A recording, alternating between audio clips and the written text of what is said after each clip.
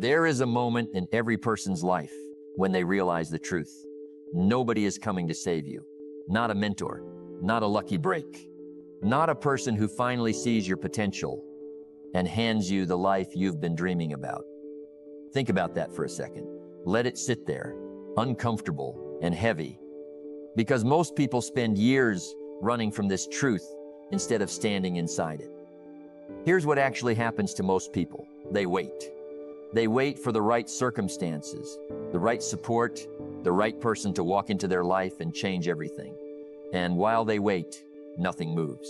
Days pass, weeks pass, years pass, and the version of themselves they hope to become stays exactly where it started, untouched, unfinished, still waiting. Let that sink in. Waiting is not neutral. Waiting is a decision. Every day you wait for rescue is a day you hand your future to someone who was never coming. Now understand something important. This is not meant to discourage you. It is meant to free you. Because if nobody is coming, that means nobody can stop you either. Nobody can hold your future hostage if you never gave them the keys in the first place. The moment you accept that no one is coming, take back something you didn't even realize you had lost control. Think about the people you admire, the ones who built something real, who transformed their bodies, their finances, their character. None of them were saved. They were not discovered. They were not rescued by circumstance. They made a decision, alone, often in silence, and they carried it forward long before anyone was watching or clapping. Now here's a truth that can be hard to hear. Support does not disappear. Mentors exist. Friends help. Opportunities do arrive. But none of that replaces the work that only you can do. Nobody can build your discipline for you. Nobody can wake you up early and force your hand to write, to train, to practice, to try again after failing. That responsibility was never available for outsourcing. It was always yours. Let's go deeper into why this truth matters so much. Most people are not failing because life is unfair to them. They are failing because they keep looking outward for a solution that only exists inward. They blame the economy, the timing, the people around them, the lack of opportunity. And some of that may even be true, but blame, even accurate blame, builds nothing. It simply keeps you in place, comfortable in the explanation, while your life stays frozen. Now think about this carefully. The moment you stop looking outward for the rescue and start looking inward for the responsibility, everything shifts. Not because your circumstances instantly improve, but because you do.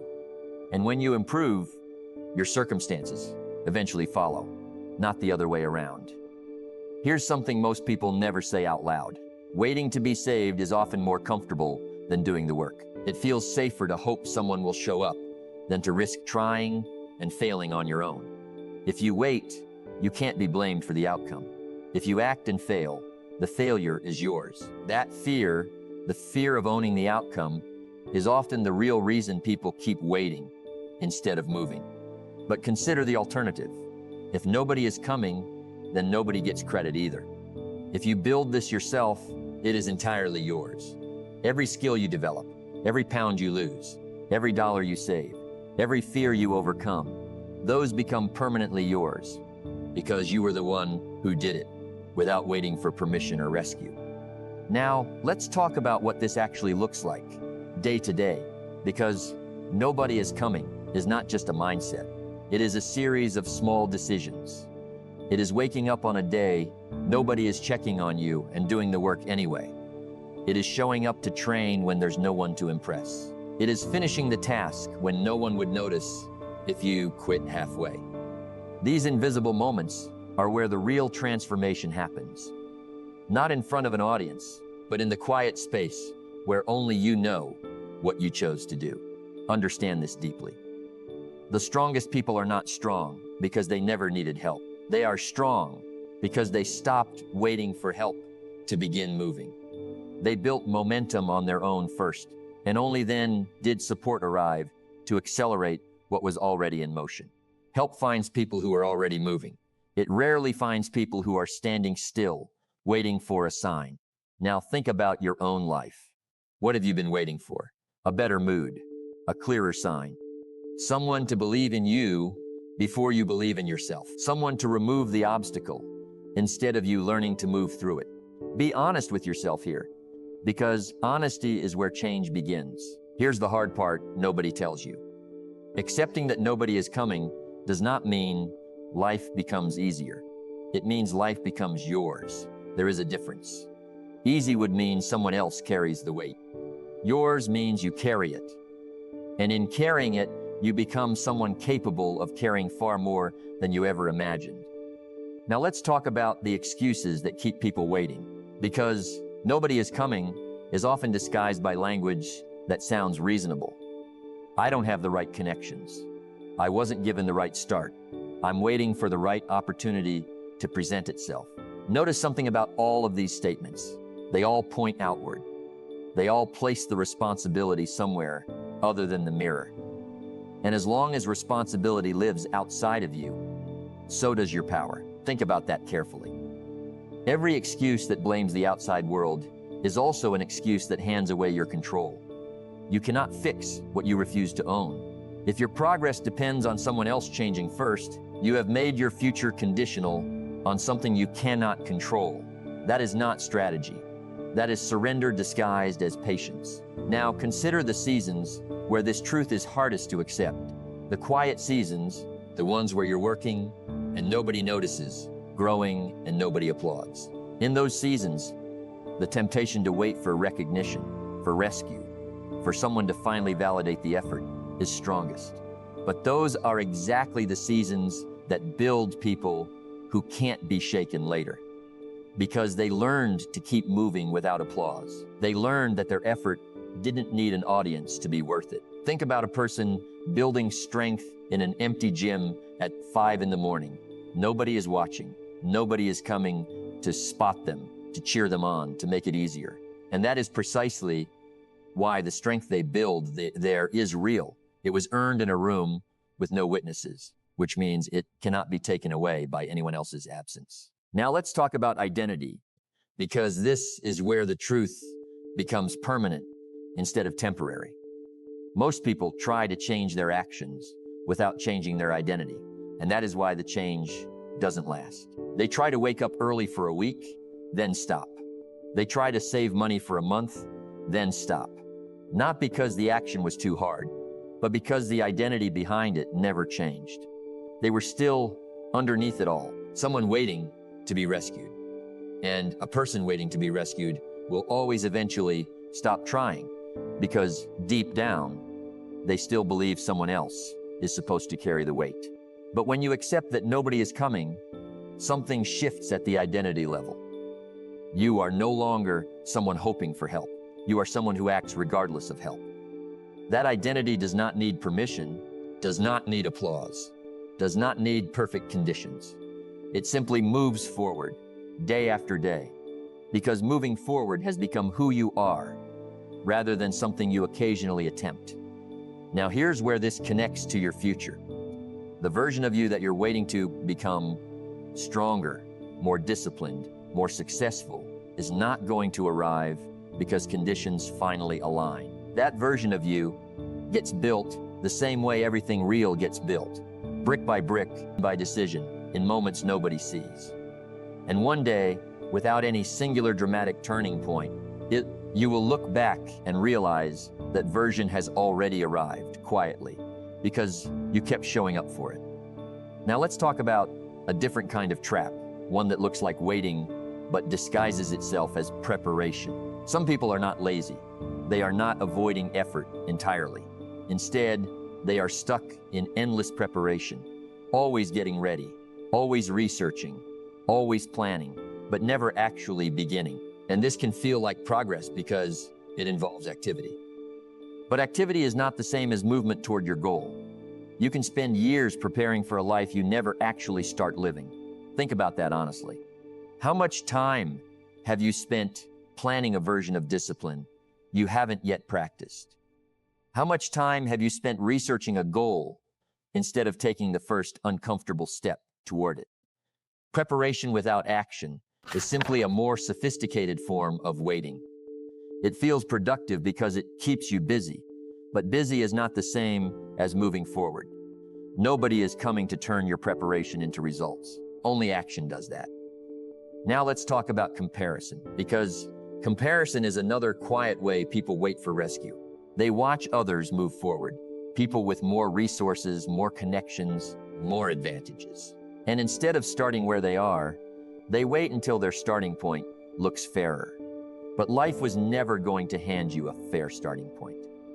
Everyone begins from a different place, with different obstacles, different histories, different disadvantages. Waiting for fairness before you begin is waiting for something that was never promised. Think about the people who succeeded despite an unfair starting point. They did not wait for the playing field to level itself. They started exactly where they stood, with exactly what they had, and they built momentum from an uneven position. That is not because life became fair to them. It is because they stopped requiring fairness as a condition for effort. Now here's something worth sitting with. If you are waiting for someone to notice your potential before you commit to it yourself, you are asking the world to believe in you before you believe in yourself. But belief does not usually work that way. Belief from others tends to follow evidence, and evidence comes from action. People rarely invest in potential alone. They invest in movement, in momentum, in someone who is already building something, even in a small way. So if you are waiting to be believed in before you begin, understand that belief is far more likely to arrive after you start than before. Now let's go somewhere most people avoid: the relationship between waiting and comfort. Waiting rarely feels like weakness while you're inside. It feels reasonable. It feels responsible, even. You tell yourself you are being careful, strategic, patient. But strip away the language, and often what you find underneath is simply comfort protecting itself. Because starting requires risk, and risk requires the possibility of failing publicly, of being seen trying and falling short. Waiting protects you from that exposure. It feels safer to remain a person with unfulfilled potential than to become a person who tried and discovered their limits. Think about how much of your own hesitation has actually been about protecting comfort rather than waiting for the right moment. That is worth examining honestly, because comfort is patient. It does not demand your attention loudly. It simply keeps whispering that today is not quite right, that you should wait a little longer, that conditions will improve if you just hold on. And most people listen to that whisper for years without ever noticing it was there. Now consider what happens the day you finally stop listening. Nothing about your external circumstances changes in that instant. The bank account is the same, the body is the same, the relationships are the same. But something internal shifts, and that internal shift is where everything begins. Because the truth is, external circumstances rarely change first. They change as a consequence of decisions made internally, decisions that were available the entire time, decisions that required no permission, no funding, no lucky break, just a willingness to stop waiting. Let's talk about what happens when you finally stop waiting, because the shift is rarely dramatic. It does not feel like fireworks. It feels like a quiet decision made on an ordinary day, the day you stop checking if anyone noticed your effort, the day you stop needing permission to begin, the day you simply start doing the work you've been postponing. That is the real turning point. Not a single event, but a single decision that repeats itself daily until it becomes unshakable. Now think about the people who never make that shift, not because they lack ability, not because they lack intelligence, but because they keep looking for a savior that isn't coming, and every day spent looking is a day not spent building. That is the real cost of waiting. Not one dramatic loss, but 1,000 quiet ones, invisible until you add them together and realize how much time was spent hoping instead of doing. Here's something worth sitting with. If nobody is coming, then every excuse you've been holding on to loses its power the moment you stop waiting for permission to let it go. You do not need someone to release you from your excuses. You release yourself today, if you choose to. Now consider what it means to build a life without waiting for rescue. It means your discipline is not borrowed from someone else's motivation. It means your consistency does not depend on someone checking in on you. It means your growth continues whether or not anyone is watching, because the work was never really about being seen. It was about becoming.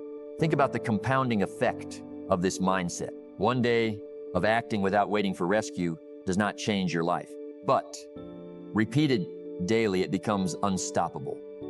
The person who wakes up and works regardless of who is watching, who trains regardless of who is cheering, who builds regardless of who believes in them, that person eventually becomes someone circumstances cannot stop, because they were never depending on circumstances to begin with.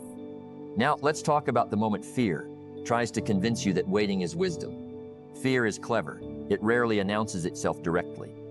It disguises itself as caution, as patience, as timing. It tells you this is not the right moment, that you should wait until you know more, until you feel more prepared, until the risk feels smaller. But notice something about fear's timeline. It never actually arrives at a moment that feels safe enough. There is always one more reason to wait a little longer. That is how fear operates. It does not say never. It only ever says not yet, indefinitely, until not yet becomes the story of your entire life. Think about the difference between someone controlled by fear and someone who has simply learned to act alongside it. The second person still feels afraid. They still feel doubt, but they have stopped treating those feelings as instructions. They have learned that feelings are not the same as facts, and being afraid does not mean you are unprepared. It often just means you are about to do something that matters. Now, here's the deeper truth beneath all of this. Nobody is coming to save you because you were never meant to be saved. You were meant to be built. Saving implies weakness, rescue, dependency. Building implies strength, ownership, capability. And the moment you stop hoping to be saved, you free yourself to become someone who builds instead. Someone who no longer needs rescuing because they have already learned to carry themselves. Think about what it means to become that kind of person. Someone whose strength was not given, but built, brick by brick, in rooms nobody else entered. That kind of strength cannot be taken away by circumstances because it was never dependent on circumstances to exist. It exists inside you, permanently, because you were the one who placed it there through repetition, through discipline, through choosing to act on the days when acting felt unnecessary and unnoticed. Now let's talk about what this looks like when it's tested, because every commitment eventually gets tested. There will be a day when the discipline feels pointless. A day when the effort seems to be producing nothing. A day when you look at how far you still have to go and feel the old temptation to wait, to pause, to hope something external will finally intervene and make the rest of the path easier. That day is not a sign that you were wrong to start. It is simply the moment where most people quit, and where the few who continue separate themselves permanently from everyone who stopped. Think about that distinction carefully, because it explains almost everything about who ends up living the life they wanted and who ends up explaining why they didn't. It was rarely about talent. It was rarely about starting conditions. It was about who kept moving on the day movement felt meaningless, and who decided that day was proof they should have waited for rescue after all. Now consider the version of you on the other side of that test. Not a perfect version. Not someone who never doubted or struggled. Just someone who kept choosing to act day after day till the doubt lost its grip and the discipline became identity rather than effort. That version of you is not a fantasy. It is simply the accumulated result of decisions you have not yet made. Every day you delay making them, that version stays exactly where it is, waiting, ironically, for you to stop waiting. Here's something most people never consider. The rescue you've been hoping for was never going to look like rescue at all. It was never going to arrive as someone else fixing your circumstances. If it arrives at all, it arrives disguised as your own discipline, your own decision, your own quiet refusal to keep waiting. The only rescue that was ever coming was the one you build yourself, and it does not arrive in a single dramatic moment.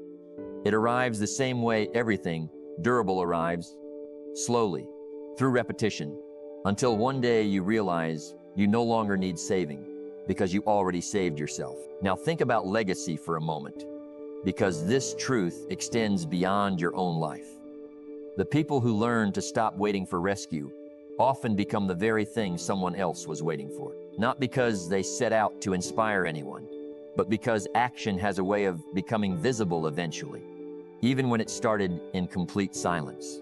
Someone, somewhere, is watching how you respond to difficulty without support. And that response is teaching them something about what is possible, whether or not either of you realizes it in the moment. So ask yourself honestly, right now, what have you been waiting for that was never going to arrive? What responsibility have you quietly been hoping someone else would carry?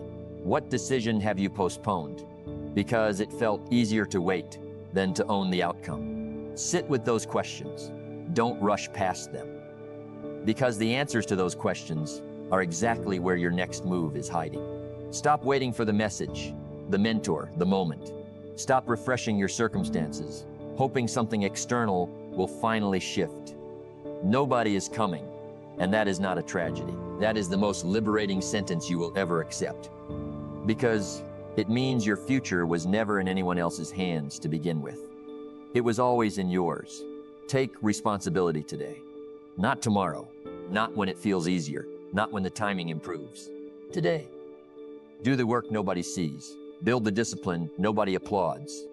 Keep moving in the seasons nobody notices. Because the version of your life you've been hoping someone else would build is waiting for exactly one thing: you deciding to build it yourself. And when you finally accept that truth completely, something remarkable happens. You stop asking, "Why hasn't anyone helped me yet?" and start asking, "What can I build today without help?" That single shift in the question changes everything, because it moves you from a position of waiting to a position of action. And action, repeated daily, without applause, without rescue, is the only thing that has ever built a life worth having. Nobody is coming. Stand up anyway. Do the work anyway. Build the life anyway. Because the person capable of saving you was never someone else.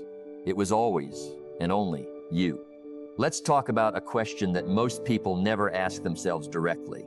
What would your life look like if you stopped needing an audience for your effort?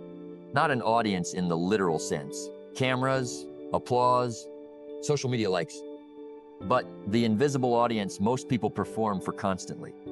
The imagined observer who is supposedly watching, judging, keeping score. Because here's the truth: that observer is mostly imaginary. Nobody is tracking your discipline as closely as you think. Nobody is coming to witness your effort and reward it in real time. And once you accept that, something strange happens. You're finally free to do the work for reasons that don't depend on being. Think about how much energy gets wasted performing for an audience that isn't paying attention. The work outdone partly for how it will look rather than what it will build. The goal chosen partly because it sounds impressive rather than because it matters to you. The pace of your progress measured against imagined judgment instead of your own honest capacity. All of that energy redirected toward actual work instead of imagined performance is where real transformation begins to accelerate. Now consider the opposite kind of person. Someone who has stopped performing and started building. Their discipline doesn't fluctuate based on who's around. Their effort on a random Tuesday looks the same as their effort on a day someone might be watching. That consistency isn't accidental. It's the direct result of no longer waiting for external validation to fuel the next action. They validate the action internally first, and that internal validation never runs out the way external praise does. Let's go deeper into why external rescue, whether it's praise, recognition, or literal help, was never a stable foundation to build on in the first place. Anything that depends on someone else's attention, mood, or availability is inherently unreliable. People get busy. People get distracted. People move on to their own priorities, as they should. If your momentum depends on their consistent attention, your momentum was always going to break the moment their attention did. But if your momentum depends only on your own decision, repeated daily, it becomes something nobody else can interrupt, because nobody else was ever holding it up to begin with. Now think about the times in your life you felt abandoned by momentum you thought you had. A goal you were excited about that quietly died. A habit you started with energy that faded within weeks. In many of those cases, look closely, and you'll find the momentum was borrowed from someone's encouragement, from a temporary spike of motivation, from external circumstances that happened to align. And borrowed momentum always has to be paid back, usually in the form of collapse, the moment the borrowed energy runs out. This is why building your own foundation matters so much. Not motivation borrowed from a video, a person, or a moment of inspiration, but a decision made independently of all of that. A decision that doesn't need refueling from outside sources, because it was never running on those sources to begin with. That is the difference between someone who starts strong and fades, and someone who starts quietly and never stops. Now let's talk about patience, because patience is often misunderstood in this context. Patience is not the same as waiting. Waiting is passive. It is standing still, hoping conditions change without your involvement. Patience is active. It is continuing to work consistently while accepting that results take time to become visible. The difference between these two looks similar on the surface. Both involve time passing without dramatic results. But one is filled with effort and the other is filled with hope. Only one of them builds anything. Think about the discipline required to practice patience rather than waiting. It means doing the work today with no evidence that today's effort matters. Trusting instead that the accumulation of many toe days eventually produces a result. That kind of trust is hard to hold on to, especially in a world that constantly promises instant results, overnight success, immediate transformation. But nothing durable was ever actually built that way. Everything real takes longer than you want it to, and the people who succeed are usually not the most talented. They are simply the ones who kept working through the part where nothing seemed to be happening. Now, consider what it means to release the need for immediate proof. This is one of the hardest shifts to make, because human beings are wired to want feedback, want confirmation, want to know the effort is working. But real growth is often invisible for longer than feels comfortable. The version of you that is stronger, sharper, more capable, that version is being built in exactly this uncomfortable stretch.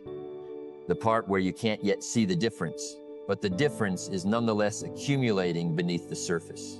Think about how a muscle grows, not during the workout itself, but afterward, during rest, in a process invisible to the eye. You don't see your muscles growing in real time. You simply trust the process, show up again, and eventually notice the change has already happened. Discipline works the same way. You rarely feel yourself becoming more disciplined in the moment. You simply keep showing up, and one day you notice the person who used to struggle with consistency has quietly become someone who doesn't think twice about it anymore. Now here's something worth remembering on the days the invisible progress feels unbearable. Every person who eventually built something significant passed through this exact stretch, the part where effort outpaces evidence, where discipline outpaces recognition, where the gap between where you are and where you want to be feels too large to close through ordinary daily action. But it closes, quietly, through nothing more dramatic than continued effort. That is the entire secret, even though it rarely feels like a secret, because it isn't exciting enough to seem important. Now let's talk about the people around you, because this truth doesn't only apply in isolation. Sometimes the hardest version of nobody is coming is realizing that even the people who love you cannot do this part for you. Your family can support you. Your friends can encourage you, but they cannot make the decision on your behalf, and they cannot sustain the daily discipline required to carry it out. This isn't a failure of the people around you. It's simply the nature of transformation. It happens inside one person at a time, through choices only that person can make. Think about how often people quietly resent this truth without naming it. They wish someone closer to them would push harder, check in more, hold them more accountable. But accountability borrowed from someone else is fragile because it depends on their consistency instead of yours. The moment they stop checking in, the structure collapses. Real accountability has to come from inside, built through your own relationship with your word, your own refusal to let yourself down repeatedly. That kind of accountability doesn't disappear when someone else gets busy or distracted, because it was never dependent on them in the first place. Now consider what it means to become someone others can rely on rather than someone waiting to be relied upon. This shift changes more than your own life. It changes the shape of your relationships. People are drawn toward those who have stopped waiting for rescue because that kind of self-sufficiency is rare and valuable. Not because you no longer need anyone, but because your stability no longer depends on anyone showing up perfectly. You become someone who can be counted on precisely because you stopped waiting to be the one counted for. Let's talk about failure for a moment, because failure looks different once you've accepted that nobody is coming. When you're waiting for rescue, failure feels catastrophic.